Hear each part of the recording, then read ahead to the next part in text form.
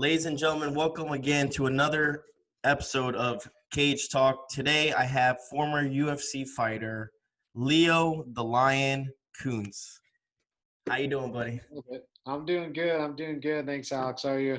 I'm hanging in here, man. It's actually about to thunderstorm here. I'm actually in Texas and stuff, and Oh, yeah. yeah. So hopefully it doesn't mess up my connection. That's the only thing I'm like worried about now. Like shit. Yeah. Well, fucking internet's always great till it's not. Yeah, you know it, man. And again, you're out. You say you're living out in Florida, correct? Yeah, I'm in Pompano Beach right now. I've actually been in the Florida area now on and off, probably close to 7 years now. Okay. And just in that Pompano Beach area, correct? No, a little bit all over. I've lived in a couple different parts of Broward, and then also I lived in Miami for probably about almost a year. I lived in Miami. Yeah. Didn't care for it. Yeah, man. I lived in Miami for about 19 years. Yeah. Oh, shit. I was kind of over. I was kind of over Miami. I like the Broward area much nicer. I lived a little bit in Boca. I lived in Boca for Yeah, about a year Boca's and a half. nice. Boca's nice, man. Yeah. Uh, but North yeah, Broward, I'm in North Broward, the Pompano area, so it's like far enough away from everything where you're not, hmm like right in the shit show of Miami, Fort Lauderdale. Oh, definitely, man. But you're That's still close enough if you want to be, you know what I mean? exactly. It's the perfect spot to be. I agree. So I'm right by the again, I, beach too. I have a buddy of mine. My best friend lives in Deerfield Beach. So Deerfield's nice. yeah, Yeah. Deerfield's very nice. So again, welcome to the show, man. I'm glad to have you on. You had a stellar career. I loved all your fights. I mean, you were a brawler, man. So that's Thank something. you. Thank you. So I'm still working on it, still working on those fighting skills. So hopefully before long I'll be able to get back in the cage and use them again. definitely, man. Would love to see you come back, man. That's one thing I love about talking to fighters and stuff. It's just their path and how they chose to become fighters and stuff. It's always an interesting story. So, again, if you like to share with people, if people don't know who you are and stuff, just tell them a little bit about yourself, man. Yeah, well, I mean, I come from a small town. I'm a small farm. I'm from a small town. I'm a farm kid, really. I grew up in town, but the town I grew up in was like 1,500 people. So I mean, it's Wow. basically like a farm. Yeah. But yeah, I grew up in a small town. I was, always roughhousing and wrestling around and never really fighting. I had a reputation as a fighter, but strangely enough, I never really even threw a punch in a fight that I can remember all through high school. I think probably the first punch I actually ever threw at somebody might have been in a cage fight or training or Okay. training.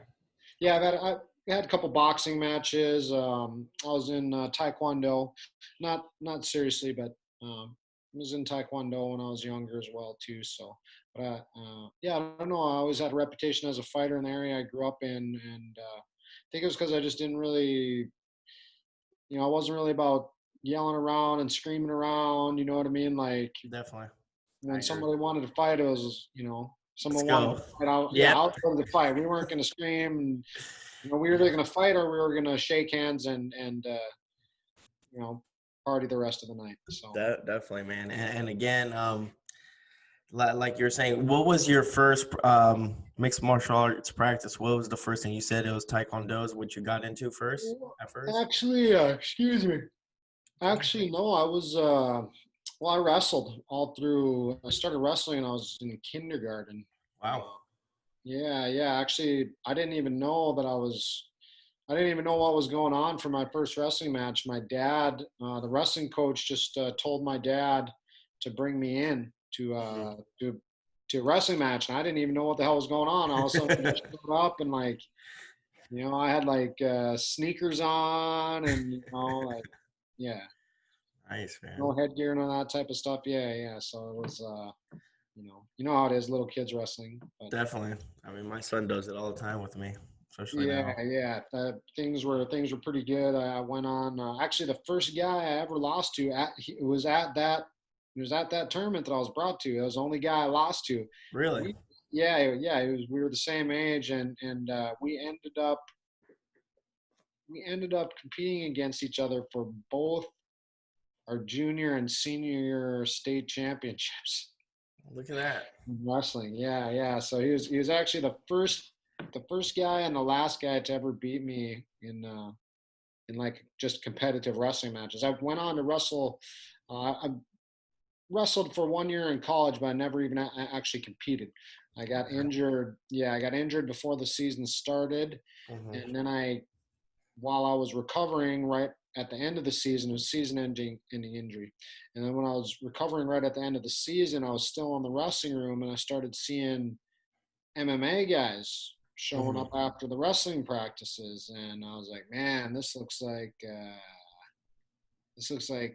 something I'd be much much It more is interested interesting.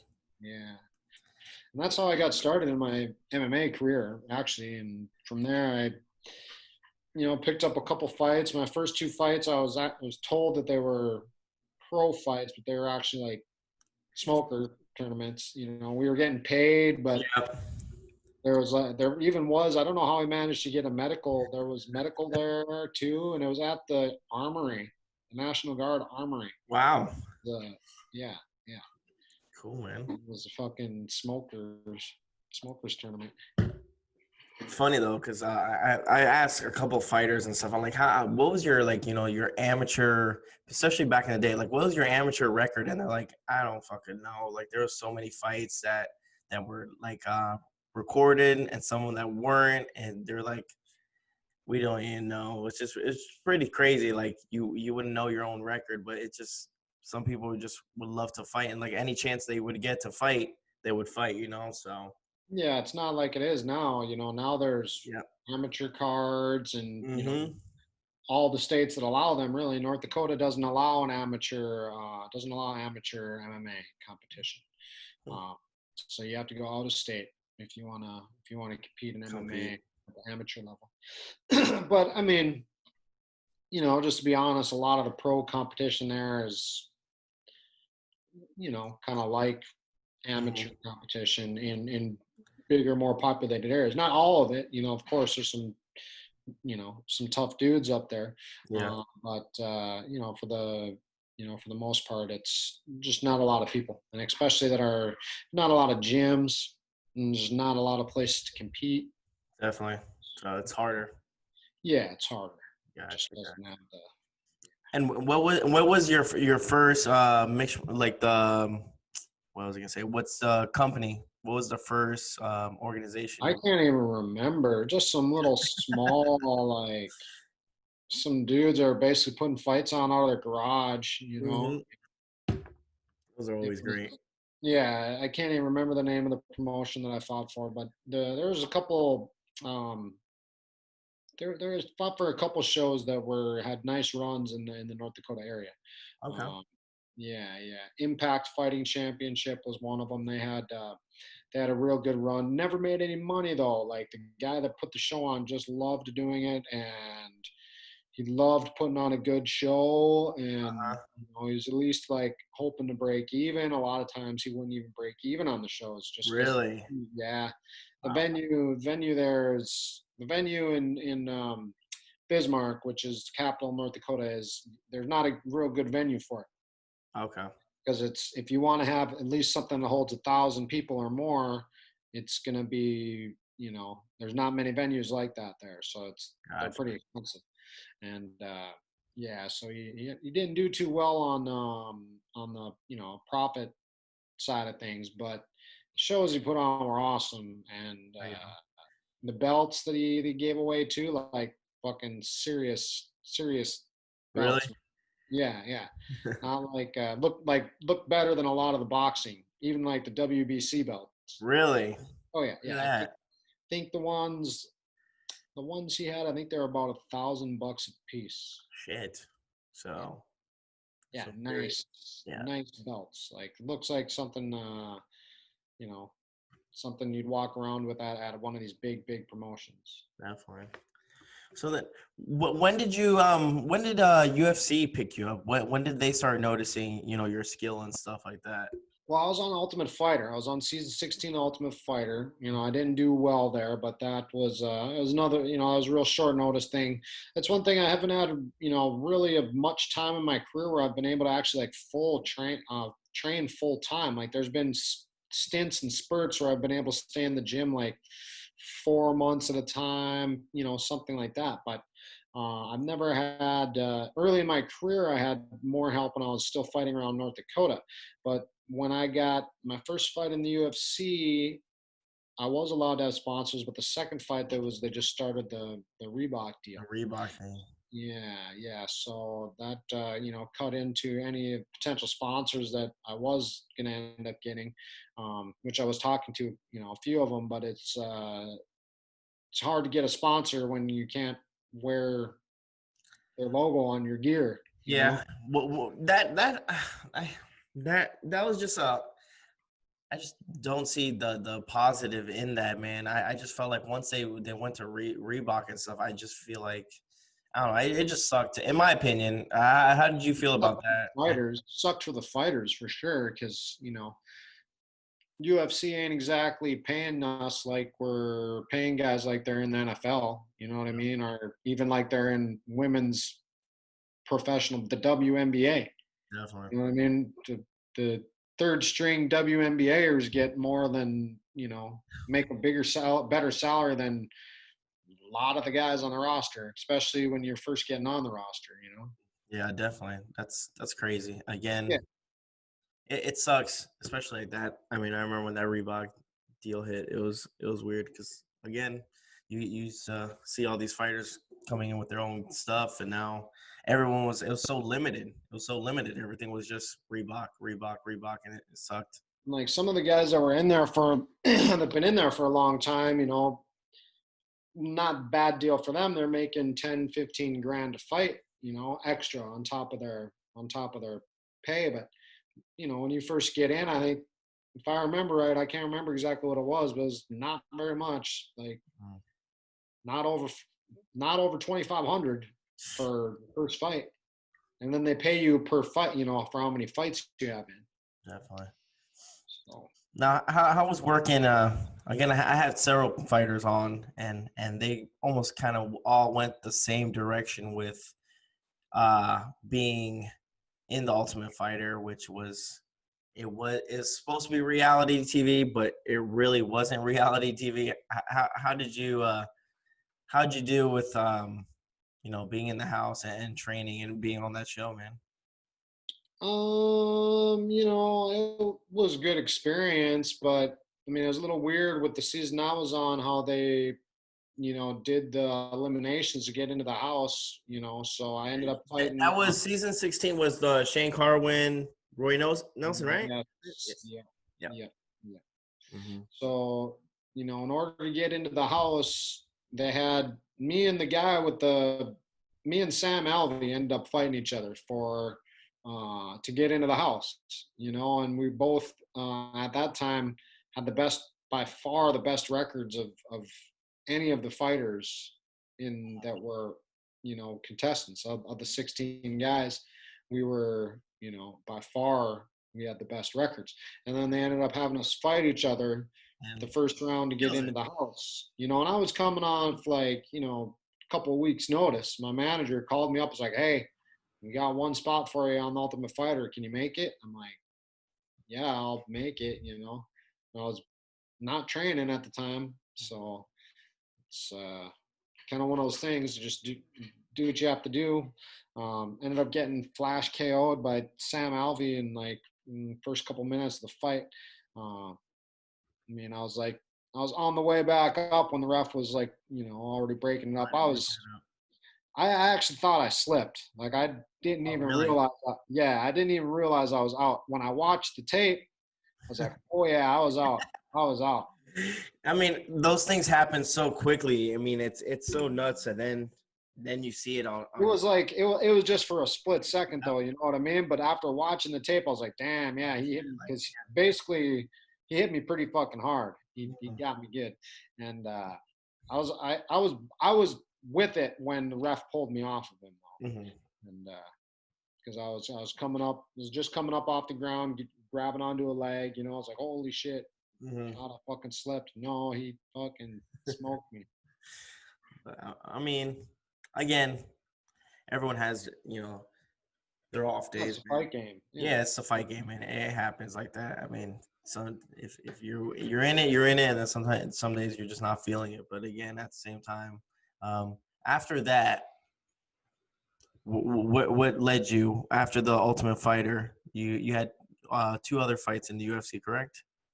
I did. I had two fights in the UFC. I can't remember. I think I may have had. I think there was a fight or two that I had in between the Ultimate Fighter Okay. and then to when I got the call from the UFC. And that was another thing. My manager, Monty Cox, he just he just I basically told him like, hey, because I was running a masonry business at the time. I owned my own business in North Dakota for several years, a masonry company, and Okay. I was like, it was one of those weird things where business was suffering because I was fighting, and fighting was suffering because I was running my own business. And so from Double-edged time sword fell, almost. yeah, yeah, burning the candle on both ends. So I Mm. was able to do both things, but I wasn't able to do both things to the fullest. So but what happened then, anyways, I was like, hey, I either got to go fight in the big show, or I got to take this masonry work serious because there was a lot of money in it. And you know, manager ended up calling me up. He's like, hey, yeah, we got the call. Can you be ready in 6 weeks? I was like, yeah, I can be ready in 6 weeks. Went down, came back down to American Top Team, got hurt while I was down here training, trying to get a short camp in, and Yeah. get in as much work as I can, and ended up going with the wrong guy one time, that's one of those things there at that gym where you know there's a fair amount of dudes get hurt in the gym. You know what I mean? Because it's a tight knit group, but there's so many guys that come in and out of those doors, and Yeah. sometimes they're only there for one camp. A lot of that is kind of like settled down a bit, Mhm. but for a while there was there's guys coming in. They'd only be there for one camp, and then you'd never see them again, and then they'd be cornering somebody that your one of the I get what teammates is fighting. You know what I mean? And there's a guy cornering them that came and did a camp there, 4 months ago, and now you're fighting against him in the corner. You know what I mean? He's in the corner with the guy you're fighting. So it's kind of just whatever. It's one of those things that goes with training at a big gym like that's open to those type of relationships. So. definitely. What when you start a training camp, what's like if you can explain maybe a little step by step of what's the process, what's the very first thing you do? Do you have your go-to guys already? You guys, formulate a game plan already, or do you, I look for outside help and stuff like that? Like you said, there was well, other people that were coming in. yeah, at American Top Team, it's been a little bit different. Like my first two camps there were real awesome because I was in the UFC. So like my first two camps there were they were great. I had a lot of help from the coaches. I was getting put with high level guys for sparring, and you know um, things like that. Things were going good, and um, so at the beginning of a camp, that's typically as far as those types of things go, you don't really at a gym like that, all the pieces are already there. You just kind of have to do what you're told. Gotcha. Yeah, yeah. That's So nice. that's as a gym like that, yeah, you're not really out looking for new people. Some guys are. Some guys are too. Like there are even high level guys who at that gym that Mhm. have outside guys from the gym that are always in their corner and that they always work with. But they're doing that separately outside of what's asked of them. Gotcha, gotcha. And that was the American Top Team. That was the Coconut Creek, correct? Yeah. Gotcha. Yeah. 'Cause, it was few years back. I was actually in the American Top Team, but the one in Doral in Okay. Florida. I mean, in Miami, and that was the one that was Thiago Silva was running at the time. I don't know who was. I remember. Forgot who was the owner though, but I mean, I think it got shut down though after his whole little debacle he had in Coconut Creek. Where Oh yeah. you remember that happened a Not couple years. really. Yeah, he had a couple. I guess he had an argument with his fiance or something, and he kind of held her hostage in her Oh. house. Oh, really? I Yeah, didn't hear about that. yeah, man. It happened a few years back, and it was again. He lived in Coconut Creek, and I believe again. I don't know the whole story, but I know the cops were out at his house, and Oh yeah. yeah, yeah. It was bad, man. It was bad. So I think after that, it kind of went under. But I mean, That all happened. I don't know. I have no idea, man. But Don't I ask, mean, don't tell. it is what it is. But other than that, so one of the things I like asking fighters and stuff, especially after they're done. I mean, obviously you're not done fighting, but what are you doing now? What are your plans? What's your Got a motivation? couple things going on right now. I Let's hear it. think, Let's hear it. yeah, well, I've been, as far as training goes, I haven't been training much lately. So, with my training, and part of that has been having to do with COVID. Haven't been able to get into the gym much. It's a little bit of a weird situation going on with the gym there right now, as far as who's allowed to be in and things like that. And at the moment right now, I'm basically being asked to not come into the gym for an undetermined amount of time. So with all that in mind, I've putting some, I got to get back to work. I'm not getting younger and things like that. I got to start training. So I've been throwing a couple, feelers out to see what's going on, and I'm pretty certain I'm going to be back in with the gym here real soon. Good, man. And That's cool. yeah, I'm looking forward to that, and I want to, need to start need to start getting back at it here and getting serious about it. I'm a real estate agent. I've been licensed now Gotcha. for about a year and a half, and Mhm. that's one of the other really nice things about COVID that happened for me during COVID. One of find a silver lining is because fighting got, I was working. My manager was working on a deal with a scouting league for One FC. It's called. Rich Franklin had a TV show called. I think it was called One Warrior Series. Is what it was called, and it was not a U.S. based, but it was an Asian based show that Rich Franklin hosted, Okay. and basically you could it was almost kind of like not like the Ultimate Fighter, but more like the Contender for One FC. Gotcha. Cool. And I was hopefully going to be able to get on there and get a shot on there, but COVID shut that all down, and but because of that got shut down and all my fighting career plans and career got put on hold, I had to figure out some way to make sure I could stay down here and afford to be down here and live. So I was able to get real serious with real estate, and been doing well with real estate now, and I've got another career down here besides fighting that pays the bills, and is gonna be able to finance the Nice, end of my man. career. And then Yeah, that's always you can always bounce back and forth. I mean, especially real. yeah, So that's pretty cool, man. That's I mean, again, I'm happy for you. And yeah. Thank you. I and also what's up? Oh, good. No, I no, was go ahead. just, I also started just recently getting into cryptocurrencies. And yeah, I started getting into some of that stuff, which is actually, is actually quite a few very legitimate ways to make money trading cryptocurrencies. Really? Oh, yeah. And I Yeah. mean, everybody knows about Bitcoin. Yeah. That's the biggest one. Is everyone knows about Bitcoin.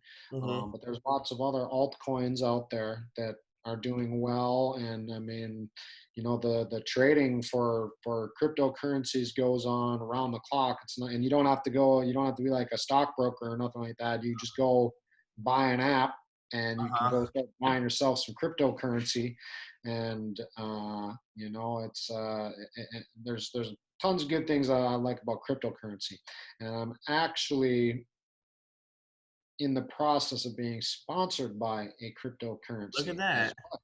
Thanks for Yeah. COVID, right? Thanks for COVID, Yeah. man. I mean, Oh, COVID yeah. has brought out, I mean, again, I wouldn't have done this podcast if it wasn't for COVID. So COVID's been Yeah, sucks. Don't get me wrong, it's horrible, but but you got to be able to find a way. It definitely given me forced me to work on some things that I would have never done if I exactly, would be able to be in the gym.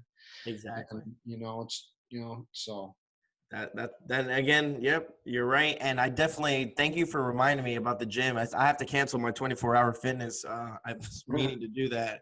I was taking a nap earlier, but they wanted me, and now they want to do is I have to send them a message. I have to call ahead to schedule a time to go work out. oh, yeah. Yeah, I'm not gonna do that. I'd In rather just work Texas, out. that's how it is, huh? Yep. So they Are want me to you with like a schedule time private to gym. instructor, or are you just by yourself to go in and work out by yourself? Just by yourself. But apparently, Ah, I have to I have to call them and schedule a time, 3 to 4 or whatever. Again, I don't know how long. Sometimes I'm a little bit longer in the gym than other times. It just depends on how I feel. But apparently, they want us to schedule like that just because of the what's going on. But I'm like, I'd rather just work out in my garage and stuff and just run. Fuck that. So it's been rough. yeah, well, So thank you that's for reminding me nice. that. So after we're done here, I'm probably gonna give them a call to cancel. Yeah, you're paying for that shit if you ain't using it. Exactly. They charged me. I saw them charge me $40. I'm like, what? Could you buying yourself cryptocurrency? There you go, man. You know what? After we're done here, man, just shoot me some information on that, and I'll definitely. I'm always down to learn something new, man, every day. And Well, again, there's certain coins that are like, literally can change your life. Like literally, they can change your life if you buy into them at the right time. But that's like you don't want to be using money that you need to pay your rent and things like that for crypto. But and there's it is a lot of finance and reading charts and that's what I'm about to say. I'm like that's not something you just you get from one day. Like you got to do your research on that shit, man. You can't just yeah, if you want to like be staking large amounts of money. yeah. But if you just want to start playing with crypto and just to be like, hey, I'm gonna get into this and see Uh-huh. how it goes. Yeah, you can do that for sure. There's lots of apps, even Robinhood, you can buy cryptos, but that's only Really? like, yeah, but that's only like the big major cryptos, Mm, which they, there it depends on what type of trading you want to do. Like, there's like day trading and there's like long-term trading and short-term trading. There's all different types of strategies that you can have when you're coming up with your plan on what, how you want to attack your trading. But I mean, Bitcoin is basically like duh, Bitcoin's pretty good, pretty safe one if you're gonna grab it and hold it. definitely. And what got Like you into that, man? It just something you kind of this just this company that wants to sponsor me, this coin, it's called Epic Cash, and epic cash. what it stands for is Epic Private Internet Cash, and they have a couple things going for them that many other coins don't, and one of them is privacy. And so with Bitcoin, like the blockchain records like where the coins came from and how many coins were transacted and things like that. So you can Okay. see if you know what you're looking for, which I don't, and this is just like a layman's breakdown of it. I'm not like a crypto expert or No, nothing. don't worry about it. Go ahead. This is Yeah. interesting, man. So you can't like you can trace and find where it came from and whose hands it went through and who bought it from who and how to transfer hands and things like that. Mhm.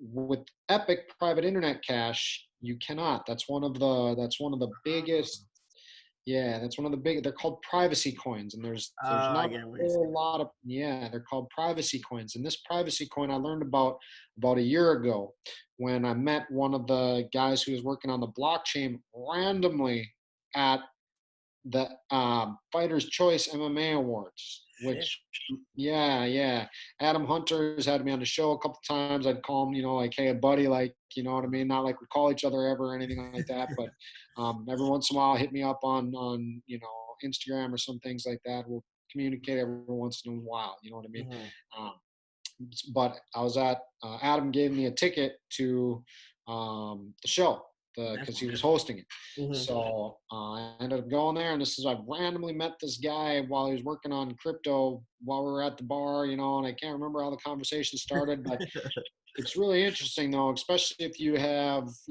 some concerns about, the US economy, the global economy, the value of the dollar, you know, the whole, global economic political situation, because these cryptocurrencies actually, some of them, a lot of them, especially the more stable ones, actually prevent you against help prevent against some of these things that you're very susceptible to when when all your currency is on the dollar, or Yeah. let's say like the pound, or whatever it is, when all your money is held, when all your assets are held Yeah. in Just all. fiat currency, Yeah. That's because interesting. these crypto, yeah, and this, so we sat there and we had a big long conversation about it, and the coin was just getting ready to be launched, and just recently it started doing what's called its breakthrough. Okay, so that's where, like, the coin had not much action, so the chart looks like this for a long Uh-huh. time, right? And then all of a sudden the chart starts going like this. And there's called pullbacks, where naturally it's going to drop because Drop and it dip. starts rising and people are like, oh shit, yeah, now we're going to sell. So a bunch of people sell, and then that causes the price to drop. So they're just starting, like, in their breakthrough right Really? now. And they have a lot of, oh yeah, and they have a lot of good things going on for them as far as their one of their things is they're based off of volunteers, and the volunteers call themselves freemen. And the reason they call themselves freemen is because it's an acronym for freedom of mankind.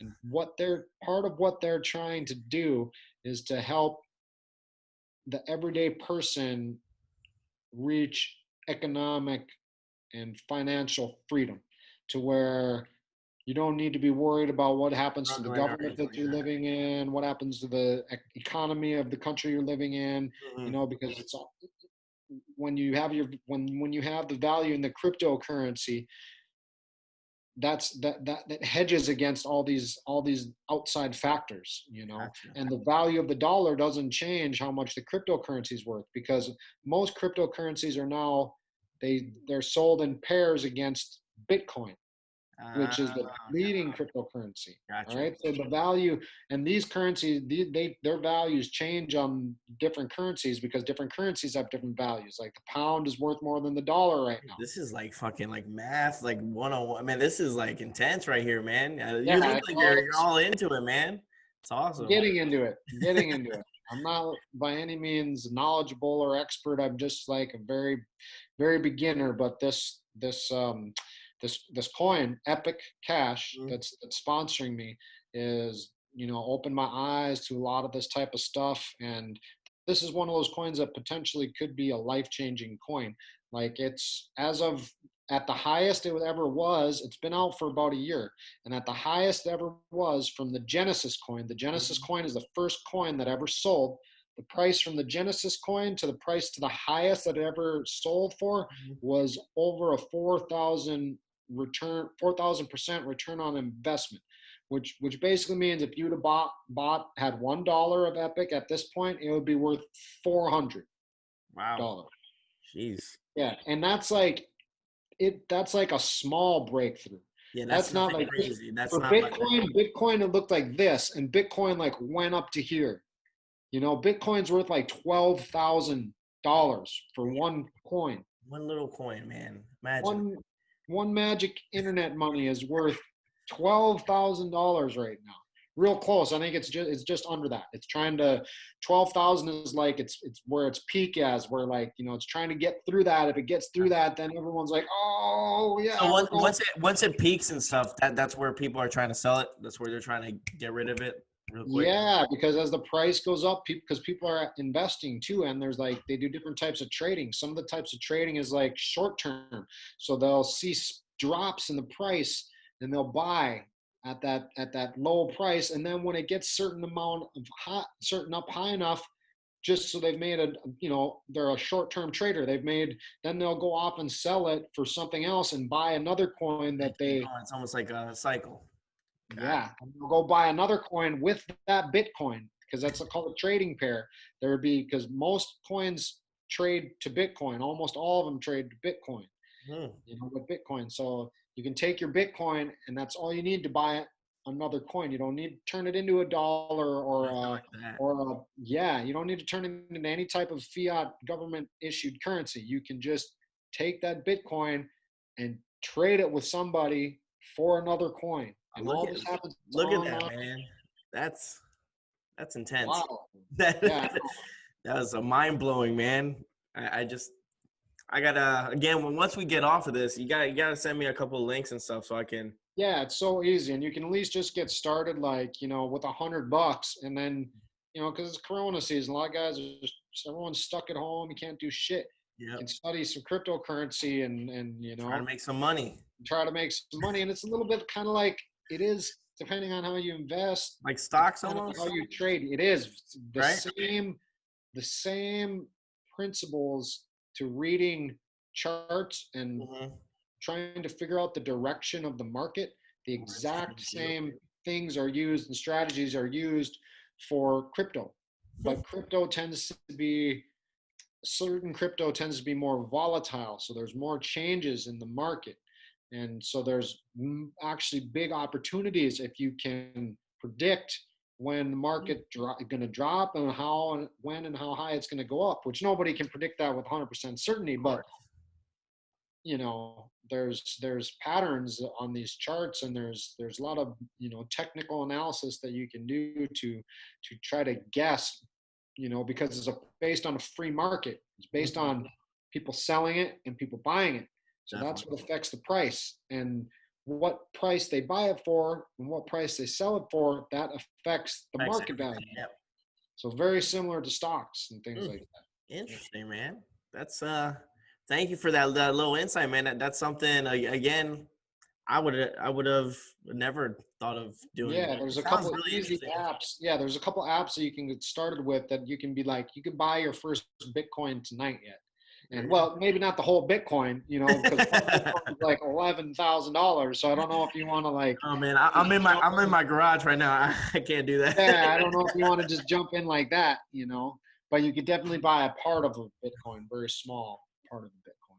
Very cool, man. Very inciting, man. Again, thank you for that. And like, well, again, we'll wrap this up now and stuff. But again, once we're done this, just send me a couple links because that is interesting and stuff like that. But Yeah, well, I'll let again, you know. thank you so much for joining. Thank you for coming on the show, man. It's been more than Thanks a for having me.